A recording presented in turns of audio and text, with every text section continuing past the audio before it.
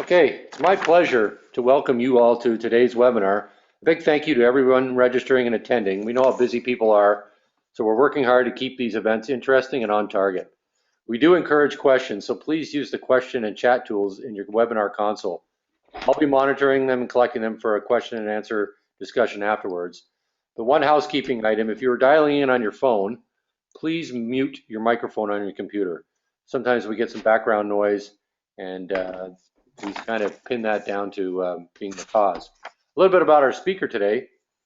Min Bassiter began developing his insights about creative thinking and problem solving at Procter & Gamble more than 30 years ago. While at P&G, he received 3 US patents and created a corporate-wide internal consulting practice.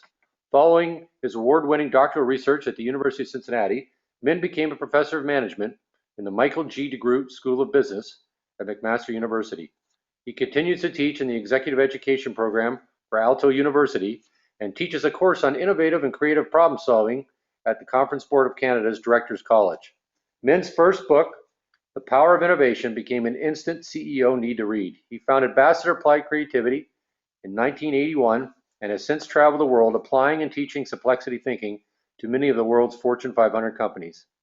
Today's webinar on strategic planning is our first in a new series we are calling Advanced Topics, where we show how Simplexity thinking can be applied to different complex strategic problems to get creative and innovative results. Now I'm going to turn it over to Min. Well, he'll share some stories, real examples, and some tips to make sure your strategic plan stays off the shelf. Over to you, Min. Thanks very much, Bob. And a big welcome to everybody tuning in, new people and people who've been there before. And here is what we're trying to do today. The idea of simplicity is key for strategic planning. Many people make it much more difficult than it needs to be. And that's because there's so many terms associated with the words. Everybody's got their own terms. The challenge map is critical in all of creativity and especially the strategic planning. How do we build one? 5 steps of the process we'll be using in the Simplexity process. Now, a key thing is implementation is hard work, requires creativity, and that means you just don't do a creative strategic plan and then leave it there. And then we're going to have some real examples from the field. So let's go, and Bob will be taking questions as they come in, I think. Why do good organizations fail? This is a question that you could ask. We've asked before, and one of the answers is that they think very short term. They become preoccupied with short-term thinking, short-term pressures to get results, and they don't stop to plan on how to prosper in the future no matter what happens. What happens is going to happen, and good organizations are going to be planning ahead to capitalize. You know this accelerating rate of change curve from my sessions and others. People have been on the earth for maybe 50,000 years, about 800 lifetimes. For 650 lifetimes, nobody got out of the caves. Nothing happened. It's the last 4 lifetimes that we've had 97% of our knowledge accumulated. Only 2 lifetimes we've had an electric motor, and today we are in a situation where change is coming so fast, it's mind-boggling, and it's going to continue. So the change we see maybe in a year might have been what some of our forefathers saw in a lifetime. So it's going to happen, and what do we do about it? Now, we plan for change. Effective organizations do 3 things. First, they're flexible, and that means the ability to react to unexpected emergencies or even positive things. Could you make us 10 times more than you ever made before? How do we quickly react? And here we have companies starting to bring in risk management strategies. Efficiency. Every good organization knows its customers, knows its products and services, and have developed outstanding procedures and routine procedures they execute for high quantity, high quality, and low cost. And they plan for improving their efficiency continually.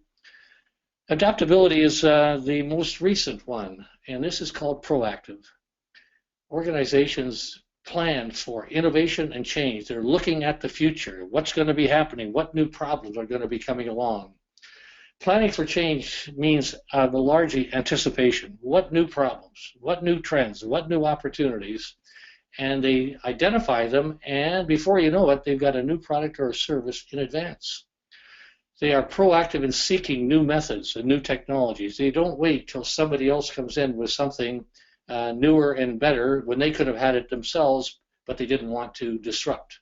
It's very disruptive, and it's deliberate change and finding new and better work to do. And it's across the whole organization. Everybody's involved. It's not like sales wanted it and R&D didn't, but everybody went ahead. Here's an example of deliberate change at Frito-Lay. This is a company who was very, very proactive when the world was full of inflationary costs. Costs were rising at high rates, 10, 15, 20%. And the anticipation was, if we keep on just adding costs, adding price to save our profit, it's going to pretty soon be a bad thing because people won't buy our stuff anymore. So we're going to end up with very few profits unless we deliberately do something different. And so what can we do? Let's not be at the mercy of inflationary cost, but what could we do to flatten costs in 5 years? No matter what happens to inflation, no matter what happens to anything, we'll be in charge. And we embarked on a major program involving everybody in the company to find important problems to solve to flatten our costs. Effective organizations include Johnson & Johnson with a Tylenol scare many years ago, 15 or 20 now, where somebody was putting poison into tablets in Chicago. The company reacted extremely well and quickly, took every tablet off the shelf, used it as an advantage where they switched to capsules. They were number one, and they developed all the hard-to-get-at foolproof packaging we deal with right now. Toyota and Honda are the epitomes of continuous improvement, efficiency, increasing efficiency of their current procedures. Major adaptability companies are 3M. Every product, every 5 years, 25% of our products must be new. eBay, a brand new way of communicating with people about goods to sell. Apple is famous for knowing what problems you're going to have a year or two down the road before you even know it. If you go into the major Apple store in California, they'll help you with your problem, but they're always listening for more problems. And when you divulge something you don't even know you divulge, back it goes to R&D, and next year there's a new product. When I went to Toshiba on my first sabbatical, we talked about R&D, and they told me that they do something different with their new scientists and engineers than we do in the West. They hire new scientists and engineers every year, but they don't allow them into R&D for 2 years. And if I ask the question where, the answer comes out sales. And why sales? We want them to learn the customers of the problems of the customer.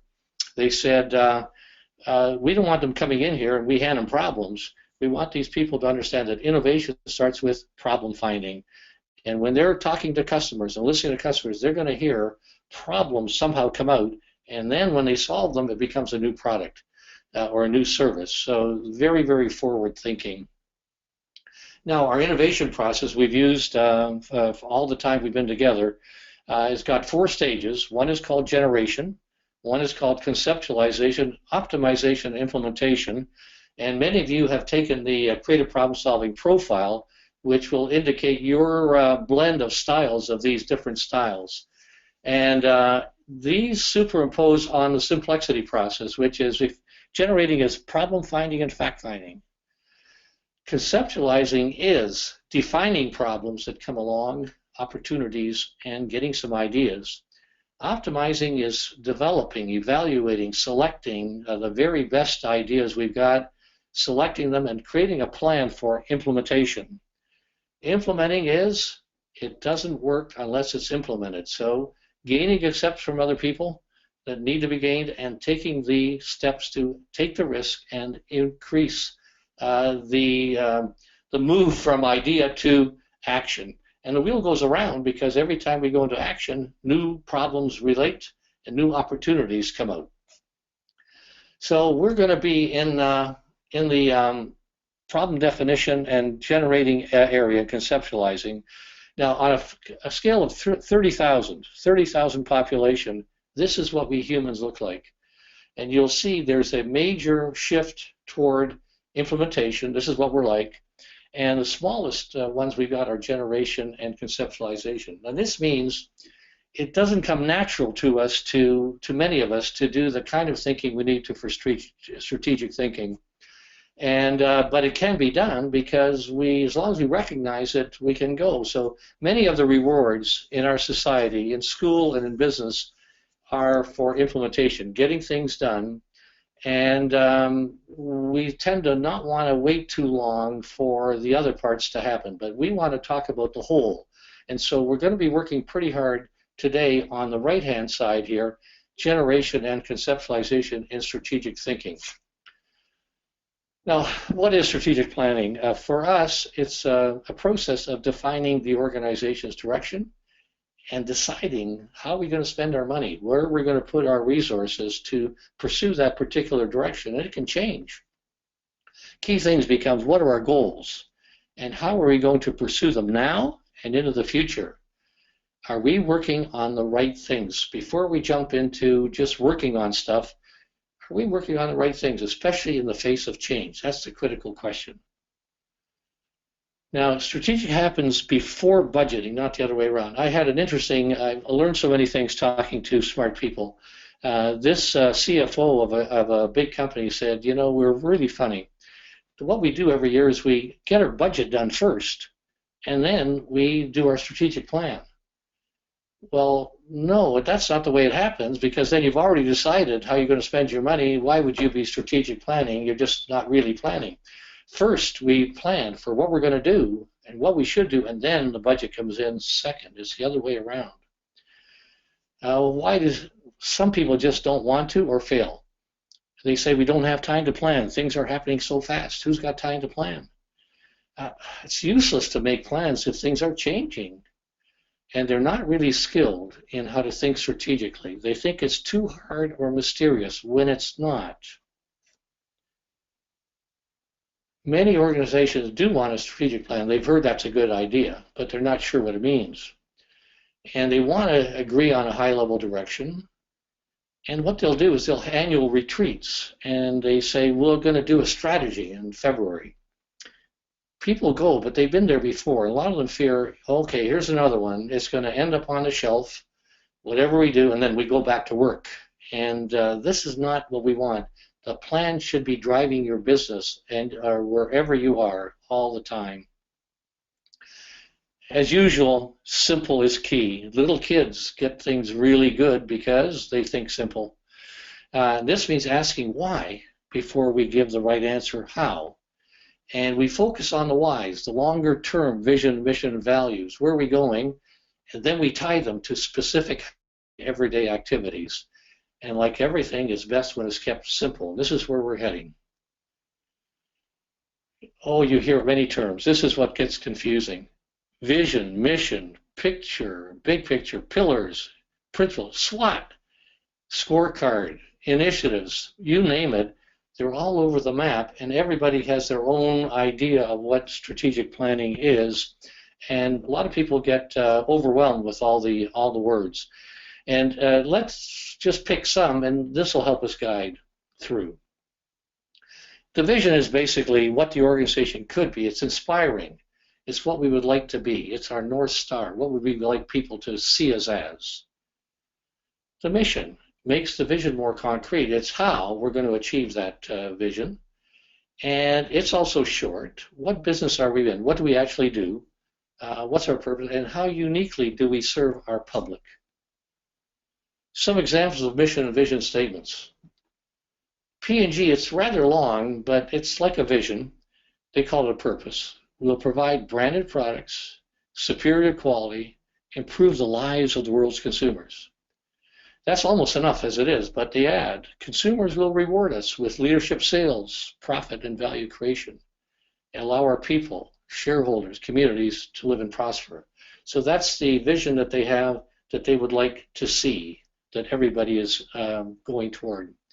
Ford, we're a global family with a proud heritage, passionately committed to providing personal mobility. That's the business we're in for people around the world.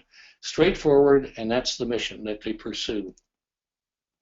Costco, our mission is to continually provide our members with quality goods and services at the lowest possible prices. Nice and simple. BMW, the vision, we're the world's leading provider of premium products and premium services for individual mobility. Mission, we want to be the most successful premium manufacturer in the industry. Nice and straightforward.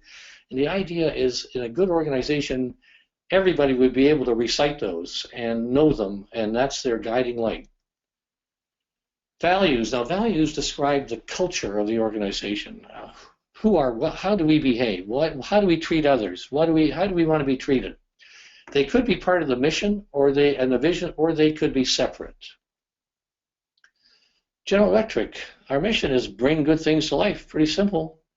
But the values, look at the values: passionate, curious, resourceful, accountable, teamwork, committed, energizing, always with unyielding integrity. Those are our core values.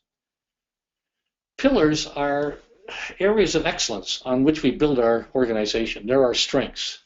Often they're people, technology, product. And here's an example of a leading science and engineering consulting firm. Their pillars are technical leader, talented and engaged team, and business excellence. We're not just engineering and science, but we also have business excellence. And they're the pillars on which we build our company. Now, goals are challenges. Once we get the goals, we are supporting the vision and mission.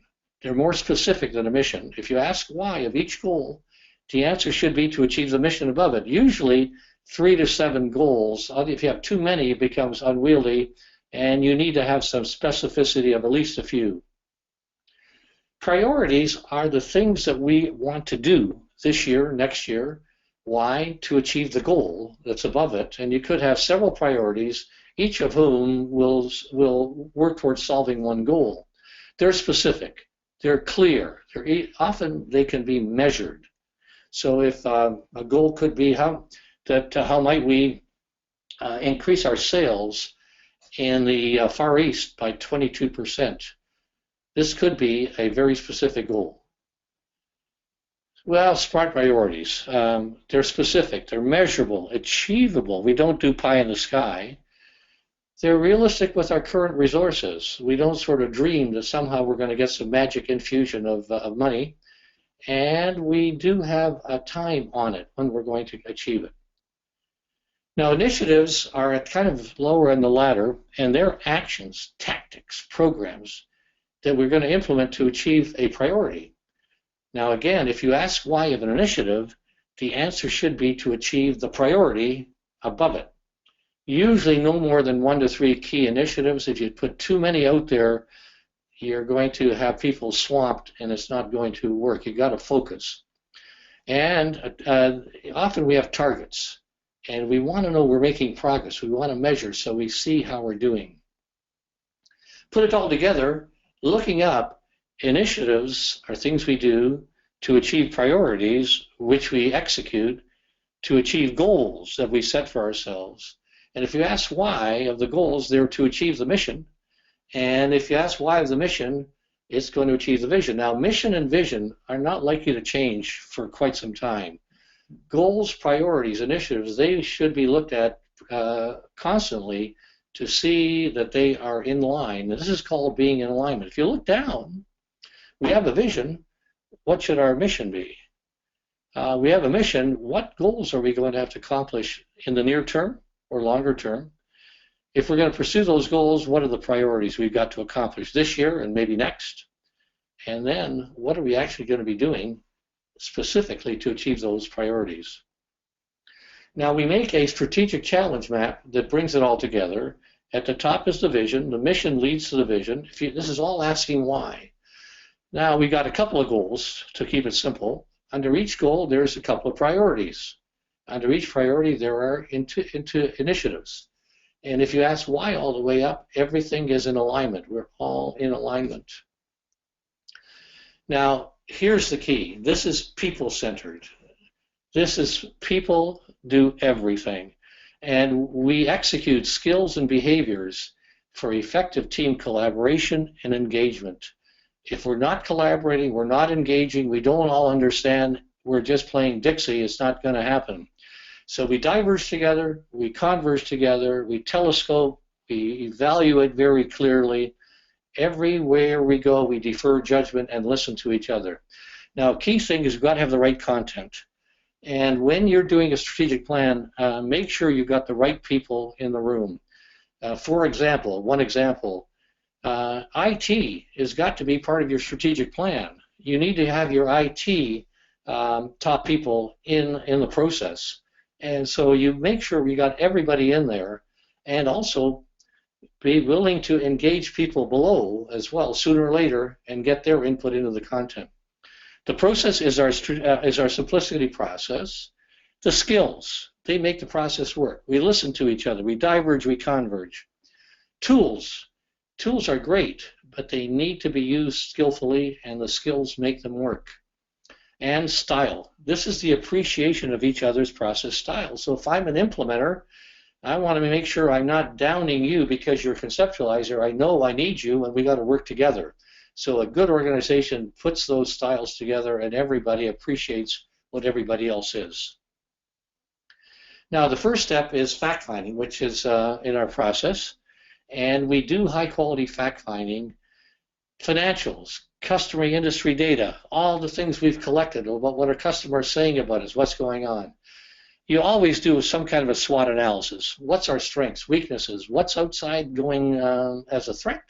What's outside as an opportunity? What advantages do we have? What initiatives are being pursued now? We talk about it, we gather information, and then we start agreeing, and we have to agree on the most important strategic facts. Somehow we discuss them, and we use telescoping to come on down, understand, and get them down. We converge on what's really most important.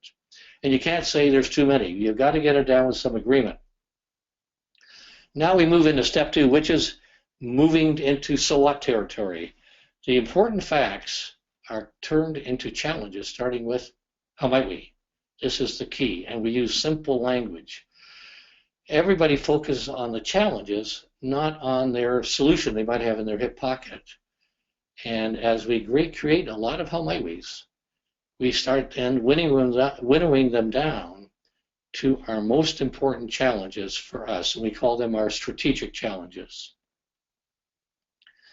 So everything now becomes a how might we. Everything is a challenge. The vision. How might we become the most respected automobile company in the world? It's a how might we. How might we is the mission. Goals. Every goal starts with a how might we. It's a challenge.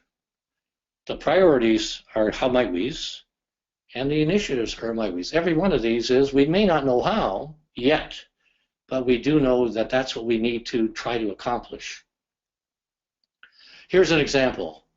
This is a small lubricant division of a large oil company. This is a small group, and they have not been really well looked at by the company, and now they want to have a good strategic plan and really do a good job of managing their company, their division. And at the top is how might we be recognized as the leading lubricant handling company in Canada. It doesn't say lubricant making, it says lubricant handling.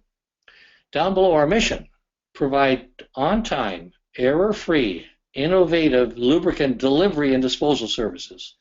That's the business we're in, and if we do that, we'll achieve our vision. Now, you asked what's stopping coming down. Now, here they called these goals. On the left, how might we provide world-class logistics expertise to our customers? Why? Because that's something we're very good at. We can share that. On the right, how might we promote employee empowerment? Why? Because somebody read it in a book? No, because that is something we've got to do in order to achieve our mission. Now, if we ask what's stopping us, we get into the priorities. Look at the right. How might we employ state-of-the-art tools to carry out our business processes? If we can do that, it'll help us hit the ones above, the goals above. Over on the left, how might we help our customers manage their waste? If we can do that, it's one way we can provide world-class logistics expertise. And as you come down and ask what's stopping us, we get into initiatives. These are things that people are doing, programs. Look at it on the right. How might we implement a new accounting software? Why? It's a way of employing state-of-the-art business tools. How might we complete the BAR project? Why? It would help us have state-of-the-art tools. Why do you want to implement ISO 9000? And up it goes. So let's have a look here. Why implement ISO 9000? It would help us continuously improve our customer satisfaction. It's in alignment. Why might we want to help our customers manage their waste? It's a way of providing world-class logistics expertise. Why would we want to understand and meet customers' requirements the first time, every time? Would that help us with our mission?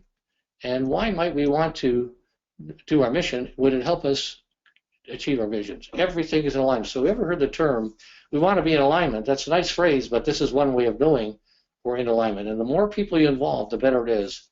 Many organizations, the people at the bottom know the initiatives, but they're not sure what's going on at top.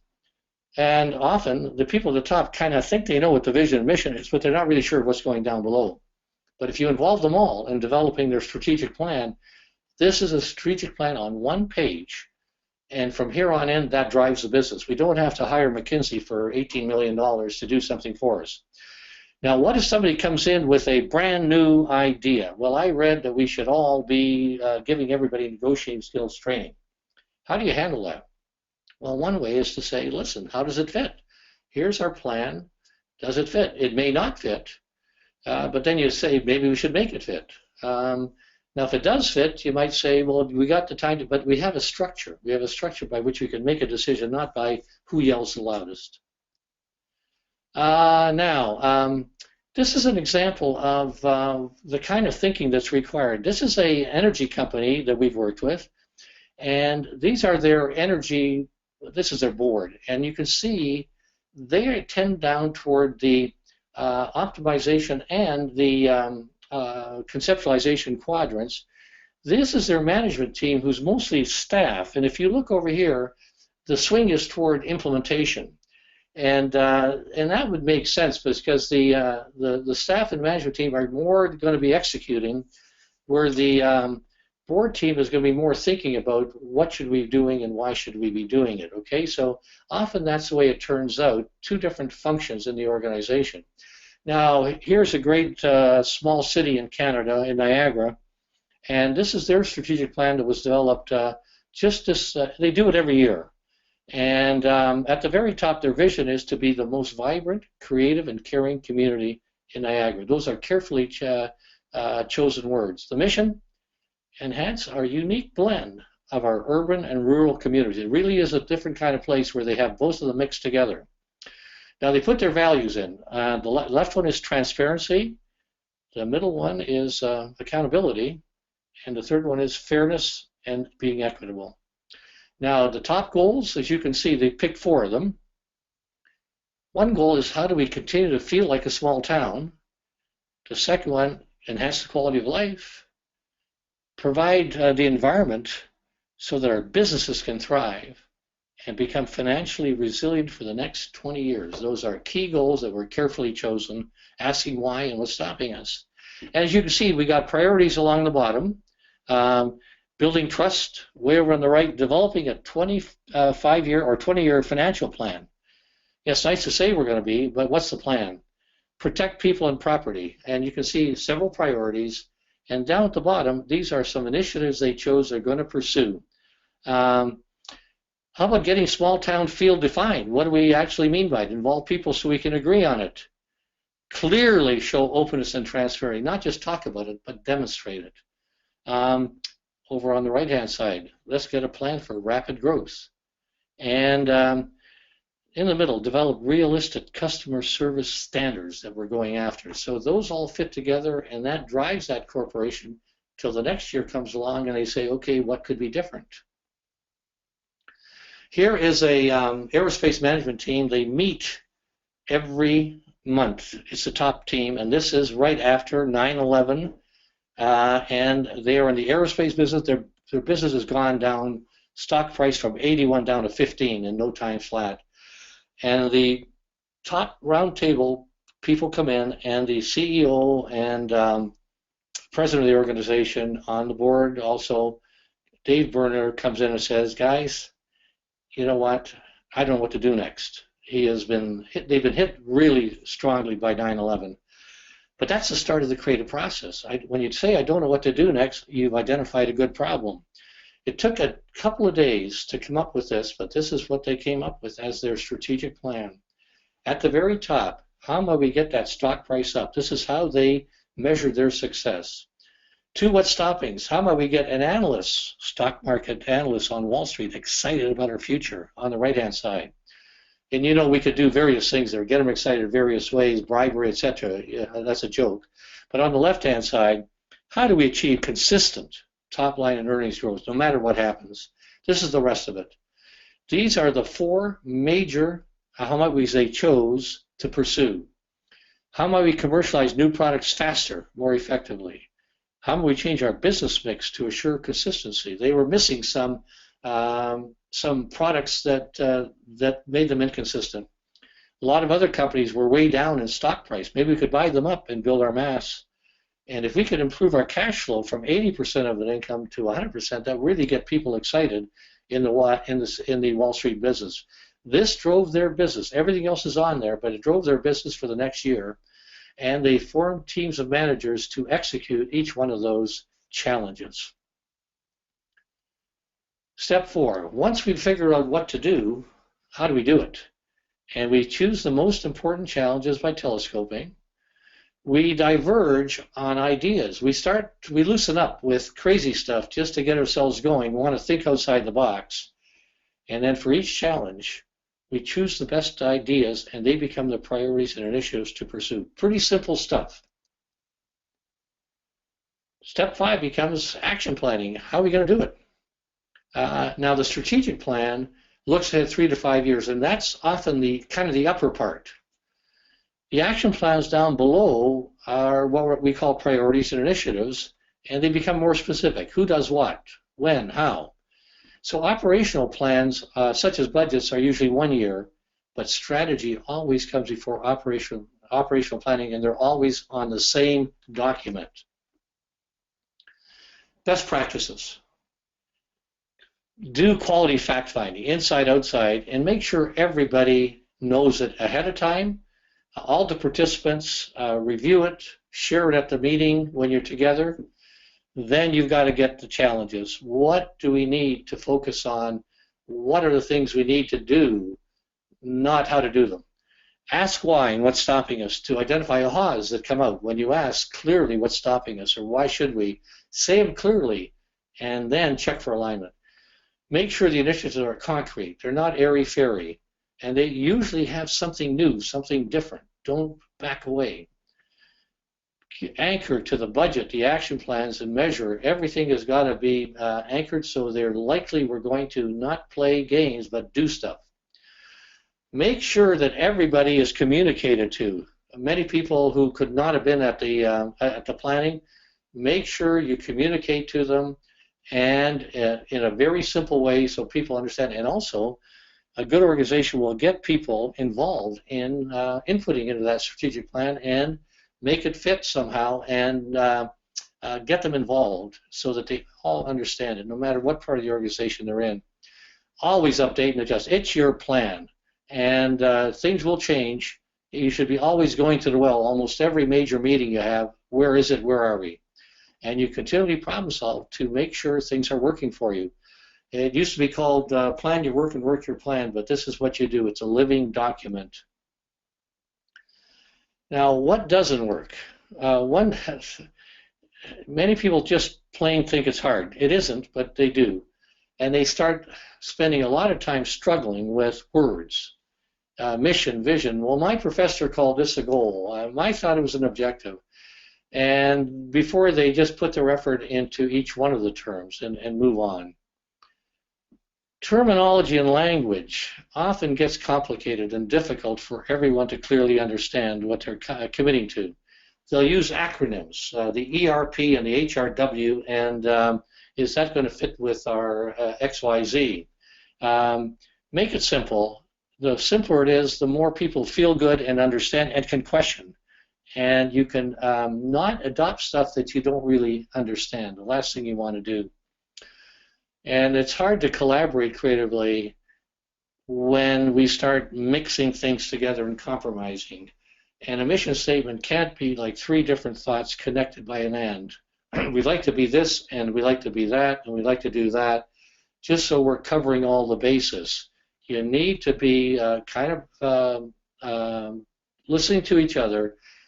Less is often better than more, and you have to work hard to listen real hard and give a little bit so that we can come up with something that everybody's going to buy into. It should be fun. If you involve everybody, a good team, 5, 10, solid 12 people in that strategic planning session, and they all get involved, you build commitment and you accelerate implementation. People will implement when they know what it is they committed to. And the alignment is key. All the elements of that plan need to be aligned, and people need to ask questions if they don't seem to be aligned. And you need to massage it to make sure it's aligned. And you have to have at the bottom those specific action plans and the easy to measure performance metrics. It can't be something that's left on the shelf. You have to execute to make the action plan work.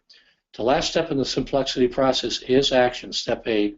And again, nothing of value happened unless you took the effort to implement and measure and feel good about where you were going. If it doesn't work exactly right, fix it, go around the wheel a second time and make it better. Finally, these are all learnings we've got when we've worked with people in strategic planning and they play back to us. It's ongoing. It requires continual creative problem solving to resolve new strategic challenges. When you run into some difficulties, you don't throw your hands up and quit. You say, let's use the process and let's solve that problem. We call that a bottleneck, and sometimes it's a battleneck. Sometimes it involves people that are getting in the way, but sometimes it's bottlenecks, but we blast through them. We use our creativity. We don't give up. And sometimes new things happen, which are going to say, how do we take advantage of that? And we get new strategic challenges that we incorporate into our strategic plan. So it's continual, it's simple, it's always evolving. Why sometimes it's uncreative and frustrating? If you don't have a common process for thinking, and that's what Simplexity thinking is all about, you need a common process we all understand. We just don't jump willy-nilly into mixing solutions with things we're doing, things we should be doing. We follow a process. We're unable to defer judgment. Often we jump in and criticize other people or throw our thought in on top of his thought in. We need to listen and keep our minds open. Thoughts have to be simple. And unfortunately, many of us are overly focused on solutions. We need to stop and say, how do I phrase that as a challenge as opposed to a solution? And a lot of times it's difficult to answer what's stopping us. You get what's stopping us from, etc. Money. One word, money. Could you say a little more about it? See, we speak the language, and it's all based on it's based on how we think. Tell me more. Not enough money. By George, we got to a phrase. Tell me a little more. My boss won't fund my project because he doesn't like it. That's what he meant. But all we got was money out of it. Why might we want to do such and such? Morale. One word, morale. Could you say a little more? It would boost morale. Oh, good. Can you say a little more? Well, a lot of people don't take pride in their work when they go home. Oh, how might we help people have more pride in their work when we go home? Totally different when we do say what we're thinking. We got to watch being impatient. Often we're so driving to solutions, stop and listen, and we're unable to synchronize our different styles, generation, conceptualization, and implementation and optimization. We want to synchronize those things so we work together. Tips. You want a diverse team. You want to make sure you've got the right people in the room. Give yourself plenty of time for the big picture stuff and not jump to solutions. Get the key people in. You need their commitment to make it work. And it doesn't matter whether they're at the top or bottom of the organization, make it so that you value everybody's point of view. If you can use a facilitator, please do. You need somebody who can stand back and help the process work, not everybody jumping into the process. Make sure you're knowing that you're going to execute and make your plan actionable. It's not in stone. Give it a chance to work its way, work that plan. And every time you meet and you discuss, clearly know what are our next steps. Even if you've decided to do nothing, make sure you say, we're not going to do anything, but there's some next steps. Make sure that Charlie says, I'll do it, and I'll have something to you in the next 2 weeks, and everybody knows what's happening. And it's not just a retreat. It happens all the time.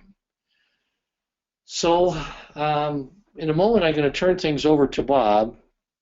And if you ask me, what's the biggest learning I hope that we've shared today?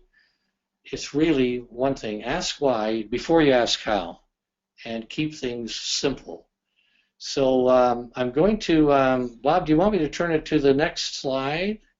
Sure. And I do, and he'll tell me if that was the wrong thing to do, but I really hope we didn't go too fast. I hope that some of the things I said resonated, and I'll ask Bob to take over now. Thanks, man. You did a great job as per usual. Learned a lot. Hope everybody else learned a fair bit. I'm just going to get into some quick next steps, and then I'm going to get into some Q&A. We got a few people that have sent in some questions. Feel free to give us a call. There's our number there. We'd love to chat with people, and often we do get people that email us and give us a call after our webinars, want to run an idea or something by us. We're more than happy to talk to people. Every webinar we've done so far, they've been free, no charge, and I think we like to say that we have an open door policy. So give us a call. You never know where things might go. If you want to attend a physical workshop, our next certification workshop is scheduled on October 6th through 9th in Cincinnati, Ohio. We're working with the folks at Procter & Gamble in their gym, which is a physical space they've dedicated towards innovation. And we often run these maybe once, twice a year. As you can see, we are running for people who have graduated the level 1 and 2, have done some work out there with clients, people who have the level 3 training. We are now offering what's called the Professional Innovation Advisor program.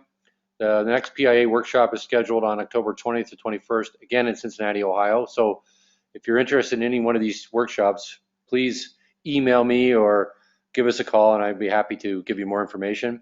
Our next webinar is tentatively scheduled. I think we're going to be having it November 17th, same time as always.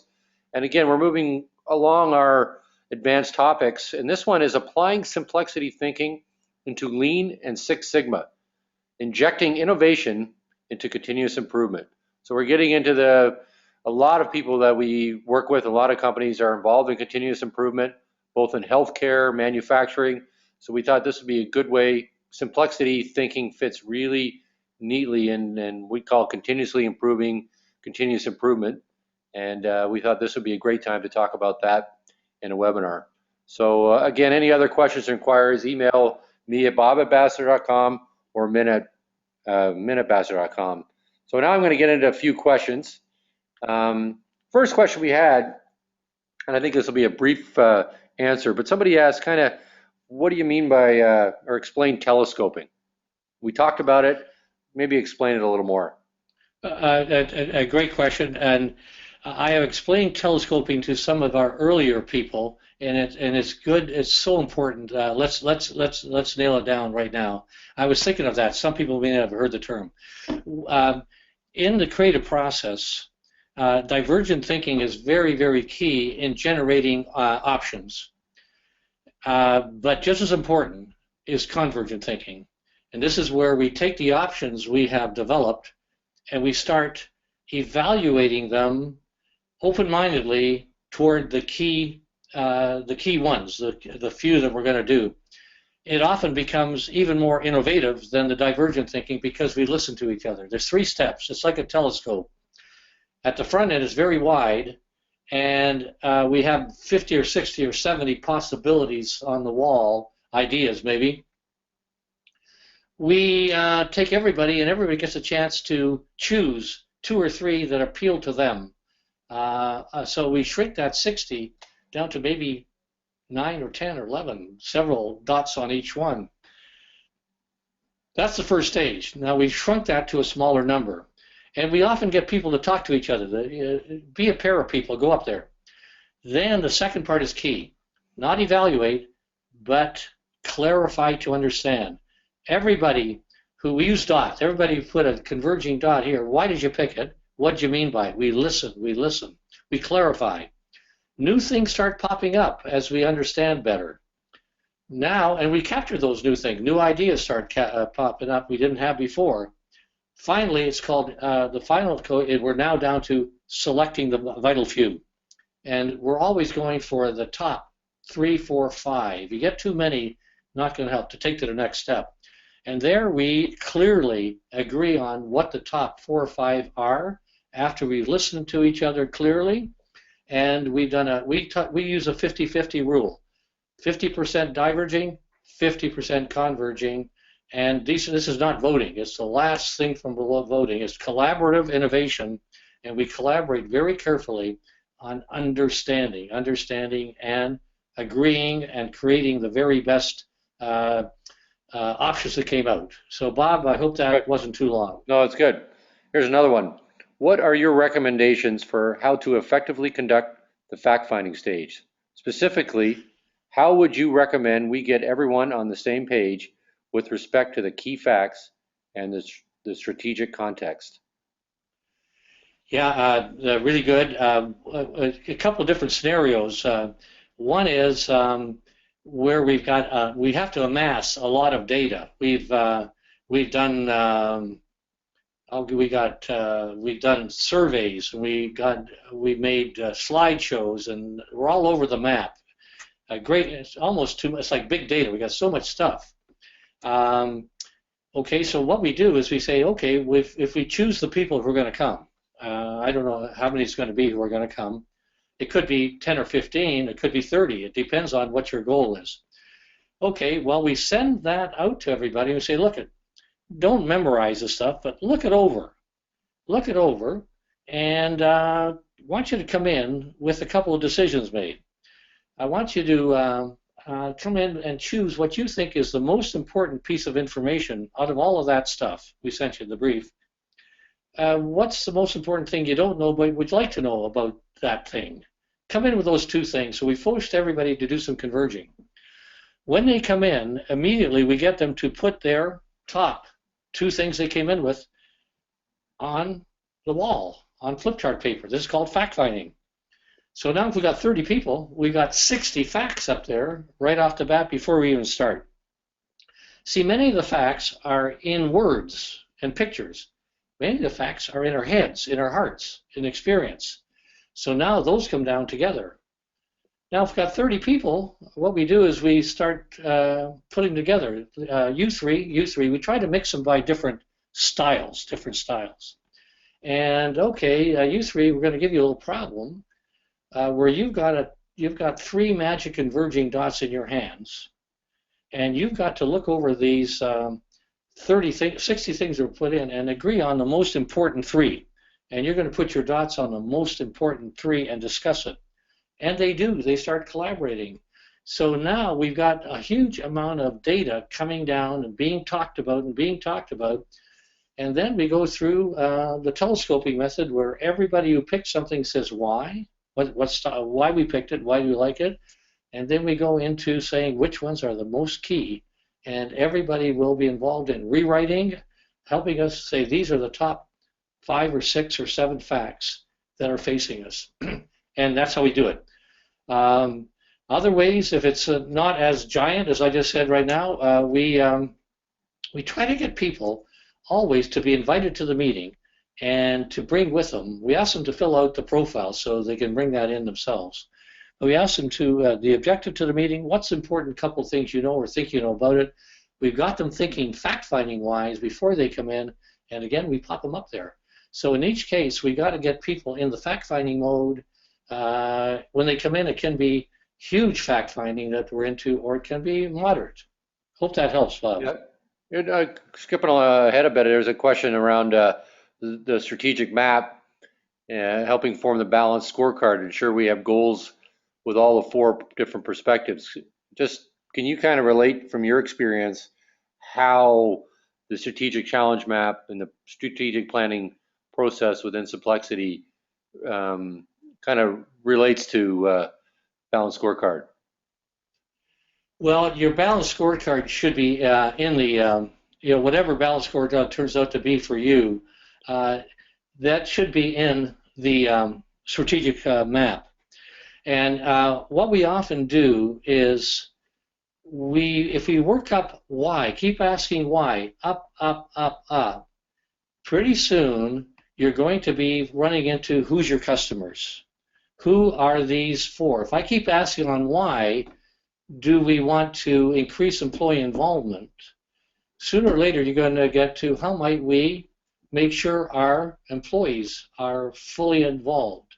If you keep on asking why might we want to do so-and-so, you're going to find out sooner or later it's going to be our customers. And how might we make sure our customers never find fault with any service they get?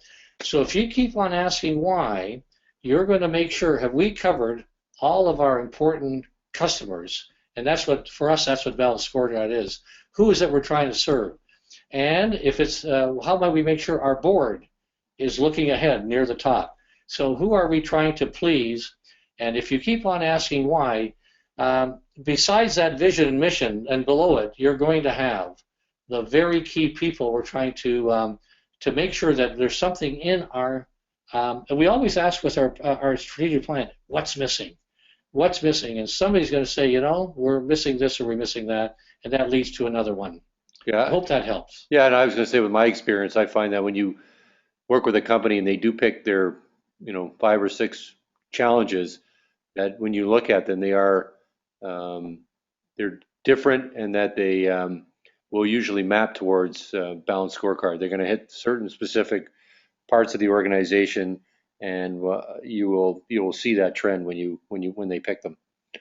Okay, I'm going to move to another question here. How do you make or maintain what's called a living document? We use that. You talked about a living document as opposed to a document that sits on the shelf. Well, it's the engagement. You engage people and you create the strategic plan together, and everybody's name goes on who's responsible for this or this. You always end up with an action plan. Who's pursuing this priority? What's their name? Put the name down. Who's going to help you? What's your next step? So every initiative, who's on it, and it becomes. And then the next time you meet, what's happened, guys? Okay, what's been going on? And everybody reports on where they are, and then you update that strategic plan in terms of the action steps. So that's the living document. It drives your business. Great, and a couple of questions here. What process is followed to refresh the strategic plan in subsequent years? And 2, what about targets, measures? Are they set at the goal level, or where are they set? Well, you do a pre-consult. That's key with the key people, and you say, okay, so we're going to strategic planning again this year. Okay, how are we going to do that? And let's look at the previous one. And what about it? What should we do? In some cases, people will say, why don't we send that plan out and ask people, everybody come in and say, what's one thing I like about it? What's one thing I don't like about it? What should we change? What should we keep? And that's one way to get people involved in the next one. It can be, here's what was last year, how do we build on it, what's missing, etc. So the pre-consulting you do was so giant with the key people, get together and talk about how are we going to do our next strategic plan, and you come up with something that's right on the money. Great. Quick one here, ideal size for a strategic planning session. What would you tell people? Small. It's small. It depends on your goals. If you can keep it to 5 to 7 to 9 or 10, this is critical. But if one of your goals is to get a lot of people in the organization on board, because we're diffuse, we're all over, we'll go up to 30. And basically, what's your goal? What are you trying to do? If you're trying to get an extremely good one, the fewer the people, the better, because they can listen to each other better. But if the goal is to get a lot of people on board, involved, know where we're going, then you're going to do it differently, and you're going to expect maybe results that are a little less specific and good, but they're going to be solving that greater good. So the commitment becomes very important, and you have to always make that decision between you and the people who are planning with you. Okay. One last question, or I guess there's a couple, one here. What you just talked about related to the next question, which is, how would you change this for a smaller organization? Say an organization with, fewer than 20 people, or not, not even 10 people in the organization. Would you do anything different, or how would you work with an organization that size? Yeah, you got a real opportunity, which is because that small number of people, you've got a chance to involve them all. However, what happens sometimes is some people at the lower levels of the organization sometimes are not that interested in the higher goals. But what you should do is you talk it over, and who should we involve? Who do we have to? And let's get the people involved that we need to be committed, and those who might be a little less interested and might be actually even bored by such an exercise, maybe we won't invite them. But then you always make a plan later on. How do we bring those people in? But the more you have people in that room, the more they're a part of it and committed to it, and you got their information. So you have to do some planning again. We call it pre-consultation. You always pre-consult first, decide what to do. Second thing is you go do it, and then third you debrief it. How did it go? And I got there's one other question here. Um, just looking for it here. There is an ongoing discussion about strategic doing as an alternative and fast-paced approach for strategic planning. What are your thoughts on that? Have you heard much about it? Do you know much about that? Well, it can be as short as you want. I mean, you can do a strategic planning, whatever, is it short term, long term, whatever you like.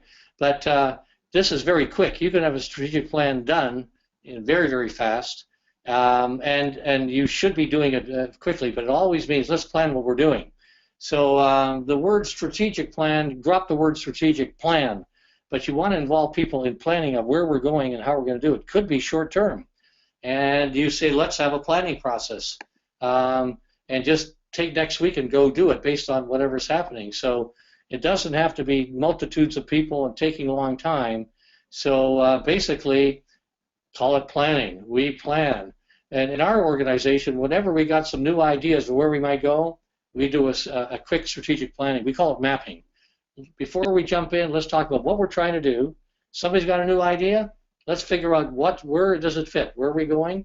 And you make that your plan. So the challenge mapping process is the key to everything, to get people to use their brains and think about why and what's stopping and how at the same time.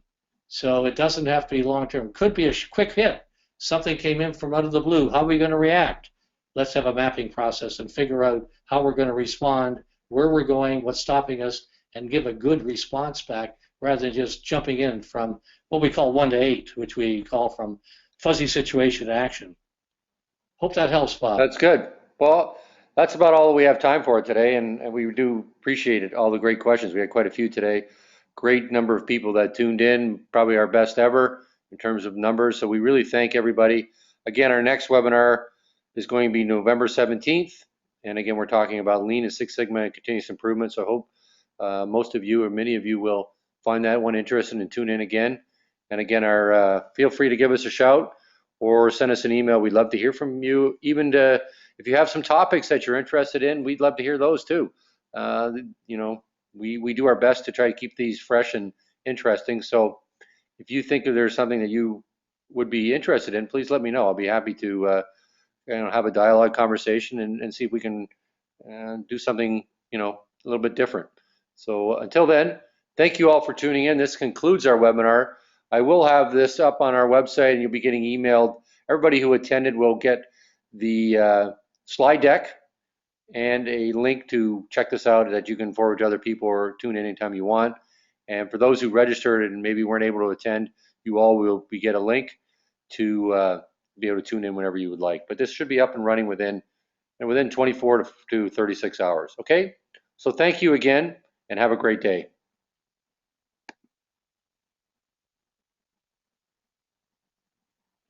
Hey, Bob, Yep, just going to end the webinar. you're lucky. I've been on low battery for the last 10 minutes. Your Mac